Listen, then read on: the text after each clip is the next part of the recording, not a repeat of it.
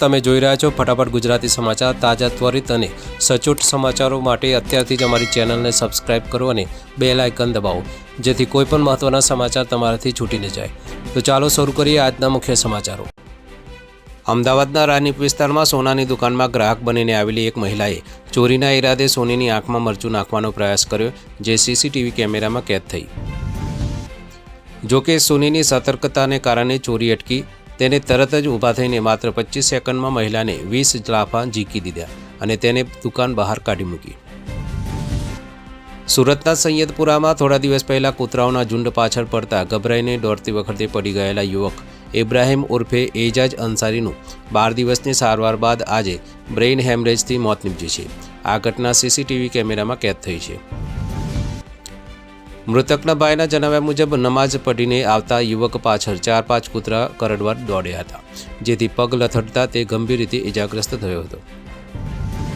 પરિવારે એસએમસી પર સખત કાર્યવાહી કરવાની માંગ કરી છે, જેથી શેરી કૂતરાઓની આ પરેશાની દૂર થાય અને અન્ય બાળકો કે લોકો સાથે આવી દુર્ઘટના ન ઘટે। જોકે તંત્ર તરફથી હજુ સુધી કોઈ અધિકારી આવ્યા નથી।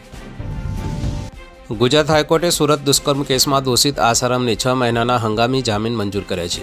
જોધપુર હાઈકોર્ટે હૃદયની બીમારીને કારણે આપેલા જામીનને ધ્યાનમાં લઈને આ નિર્ણય લેવાયો છે। પીડિતા પક્ષે દલીલ કરી હતી કે આસારામની ખરાબ તબિયતની દલીલ શંકાસ્પદ છે, કારણ કે તેઓ સતત હોસ્પિટલ બહાર મુસાફરી કરી રહ્યા છે અને હાલ જોધપુરમાં ડોક્ટરોના નિરીક્ષણ હેઠળ સારવાર લઈ રહ્યા છે। આસારામ સામે સુરતની મહિલાએ 1997થી 2006 દરમિયાન અમદાવાદના મોટેરા આશ્રમમાં વારંવાર શારીરિક શોષણની ફરિયાદ કરી હતી અને 2023માં ગાંધીનગર કોર્ટે તેમને દોષિત ઠેરવ્યા હતા। બિહાર વિધાનસભા ચૂંટણી 2025ના પહેલા તબક્કાનું મતદાન 6 નવેમ્બરના રોજ 121 બેઠકો પર પૂર્ણ થયું છે, જેમાં 3.75 કરોડ મતદારો તેજસ્વી યાદવ અને સમ્રાટ ચૌધરી સહિત 16 મંત્રીઓનું ભવિષ્ય નક્કી કરશે।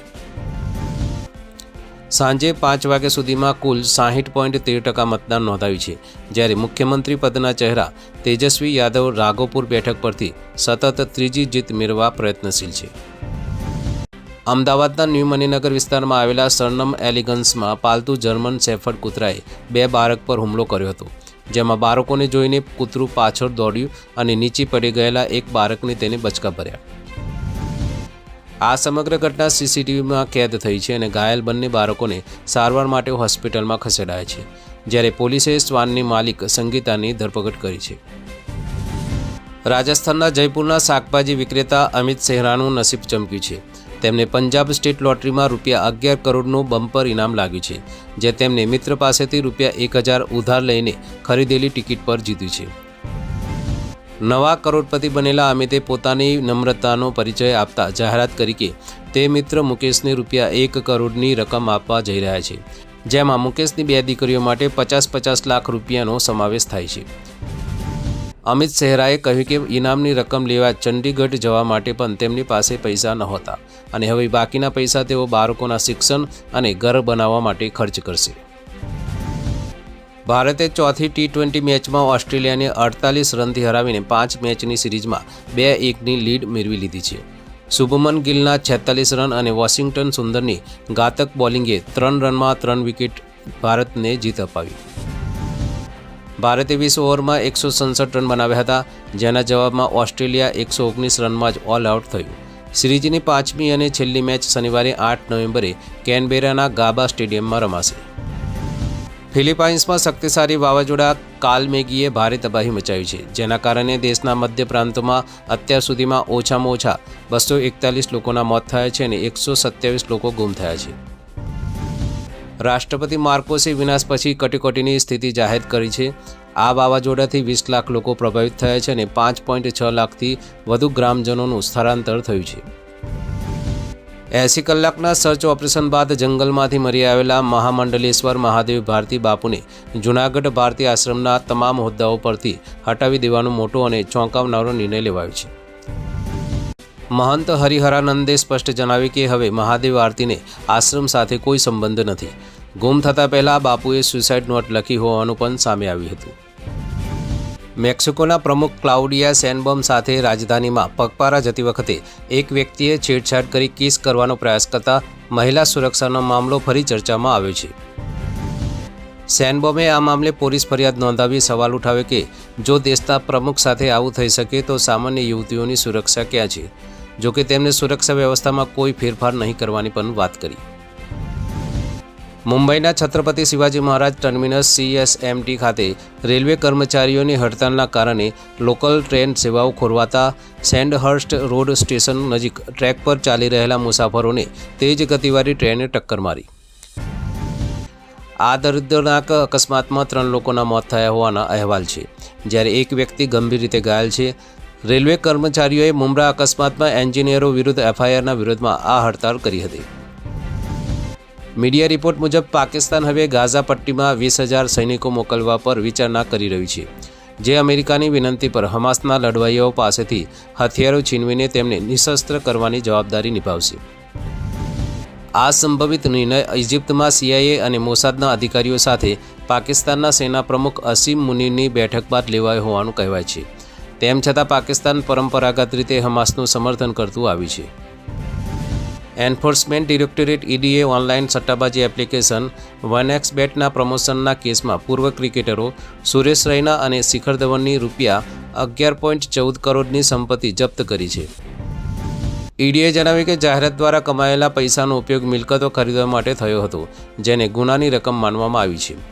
અગાઉ સપ્ટેમ્બરમાં યુવરાજ સિંહ અને સોનુ સૂદ સહિત અન્ય સેલિબ્રિટીઓની પણ પૂછપરછ કરાઈ હતી. રાજકોટ શહેર અને જિલ્લાની 8 વિધાનસભામાં 23.91 લાખ મતદારોના વેરિફિકેશન માટે સ્પેશિયલ ઇન્ટેન્સિવ રિવિઝન સરની પ્રક્રિયા શરૂ થઈ છે. કલેક્ટરે જણાવ્યું કે 7 નવેમ્બર સુધીમાં ફોર્મ વિતરણ અને 4 ડિસેમ્બર સુધીમાં ફોર્મ કલેક્ટ કરાશે, જે બાદ મૃત કે ગેરહાજર વ્યક્તિઓના નામ રદ કરીને 7 ફેબ્રુઆરીએ ફાઇનલ મતદાર યાદી જાહેર થશે. મતદાર યાદીમાં વારંવારના સ્થળાંતર, ડુપ્લિકેશન અને મૃત મતદારોના નામોના કારણે થતા ફેરફારોને સુધારવા 21 વર્ષ બાદ એટલે કે વર્ષ 2002-2004 પછી સ્પેશિયલ ઇન્ટેન્સિવ રિવિઝન સર પ્રક્રિયા શરૂ કરવામાં આવી છે. આ સર અંતર્ગત બૂથ લેવલ ઓફિસર BLO દરેક મતદારના ઘરે ઓછામાં ઓછી 3 વખત મુલાકાત લેશે, ગણતરી ફોર્મ EFનું વિતરણ અને સંગ્રહ કરશે, તેમજ મૃત, કાયમી, સ્થળાંતરિત અને ડુપ્લિકેટ મતદારોની ઓળખ કરશે. RO અથવા એરો સ્તરના અધિકારીઓ ડ્રાફ્ટ યાદી તૈયાર કરશે, જેના પર રાજકીય પક્ષોના બૂથ લેવલ એજન્ટો BLAs દાવાઓ કે વાંધાઓ નોંધાવી શકશે. અગાઉના સર ડેટાબેઝનો ઉપયોગ મેચિંગ માટે કરવામાં આવશે. આ પ્રક્રિયાનો મુખ્ય હેતુ એ છે કે પાત્રતા ધરાવતો કોઈ નાગરિક બાકાત ન રહે અને અયોગ્ય વ્યક્તિનો સમાવેશ ન થાય. ખાસ કરીને વૃદ્ધ, દિવ્યાંગ અને ગરીબ મતદારોને સુવિધા આપવા સ્વયંસેવકોની નિમણૂક કરાશે.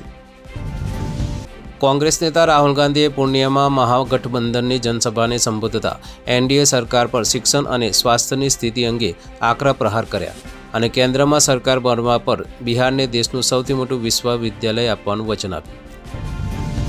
સભા દરમિયાન ઉમેદવાર મોહમ્મદ ઇરફાન આલમ સ્ટેજ પર રડી પડતા રાહુલે તેમને દિલાસો આપ્યો અને નીતિશ કુમાર પર મતચોરી અને બિહારના યુવાનોને મજૂર બનાવવાનો આરોપ લગાવ્યો. સુરતના કામરેજ જોખા રોડ પર વન વિભાગના અધિકારી RFO સોનલ સોલંકીને માથામાં ગોળી વાગતા તેમને ગંભીર હાલતમાં હોસ્પિટલ ખસેડવામાં આવ્યા, જ્યાં ઓપરેશન કરીને બુલેટ બહાર કાઢવામાં આવી છે. ગોળી કયા સંજોગોમાં વાગી તે અંગે રહસ્ય ઘેરું છે, કારણ કે 2 દિવસ પહેલાં જ RFO સોનલે તેમની કારમાંથી મળી આવેલા GPS ટ્રેકર મામલે ફરિયાદ નોંધાવી હતી અને તેમના કૌટુંબિક તકરારના કેસ પણ ચાલી રહ્યા છે. માલદીવે વિશ્વમાં પહેલીવાર ઐતિહાસિક કાયદો લાગુ કર્યો છે, જે અંતર્ગત વર્ષ 2007 પછી જન્મેલા કોઈપણ નાગરિકો કે વિદેશી પર્યટકોને સિગારેટ, વેપિંગ કે અન્ય કોઈપણ તમાકુ ઉત્પાદન ખરીદવા કે તેનો ઉપયોગ કરવા પર પ્રતિબંધ છે. રાષ્ટ્રપતિ મોહમ્મદ મોઇઝુના આ પગલાંથી હવે દુકાનદારોએ ઉંમર ચકાસવી પડશે અને સગીરને વેચાણ કરવા પર 50,000 માલદીવિયન રૂપિયા લગભગ રૂપિયા 2.88 લાખ સુધીના કડક દંડની જોગવાઈ છે. કોંગ્રેસના સાંસદ રાહુલ ગાંધીએ પ્રેસ કોન્ફરન્સમાં જે મહિલાનો ફોટો બતાવ્યો હતો તે બ્રાઝિલિયન મોડલ લરીસાનો વિડીયો વાયરલ થયો છે, જેમાં તેને આખા મામલે સ્પષ્ટતા કરી છે.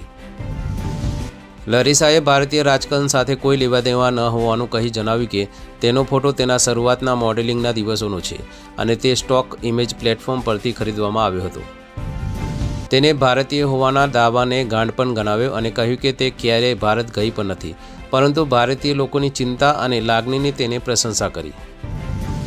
ઇલોન મસ્કની કંપની સ્ટારલિંક સાથે લેટર ઓફ ઇન્ટેન્ટ LOL પર હસ્તાક્ષર કરનાર મહારાષ્ટ્ર ભારતનું પ્રથમ રાજ્ય બન્યું છે, જેનાથી ગ્રામીણ અને દૂરના વિસ્તારોમાં સેટેલાઇટ આધારિત હાઈ સ્પીડ ઇન્ટરનેટ મળશે. આ સેવા શરૂઆતમાં ગઢચિરોલી અને નંદુરબાર જેવા વંચિત જિલ્લાઓમાં શરૂ થશે અને તેનાથી ડિજિટલ મહારાષ્ટ્ર મિશનને વેગ મળશે, જેના માટે કોઈ કેબલ કે ટાવરની જરૂર નહીં પડે.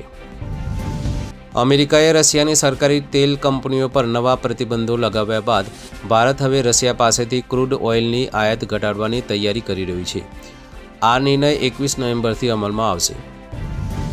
રિલાયન્સ ઇન્ડસ્ટ્રીઝ, મેંગલોર રિફાઇનરી અને HPCL મિત્તલ જેવી મુખ્ય રિફાઇનરી કંપનીઓ રશિયન તેલની ખરીદી ઘટાડશે અથવા બંધ કરશે, જે ભારતના કુલ રશિયન ક્રૂડ ઓઇલ આયાતના 50%થી વધુ હિસ્સો ધરાવે છે.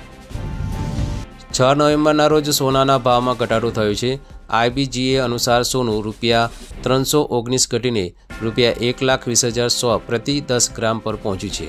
જોકે ચાંદીનો ભાવ ₹1,208 વધીને ₹1,47,358 પ્રતિ કિલોગ્રામ થયો છે.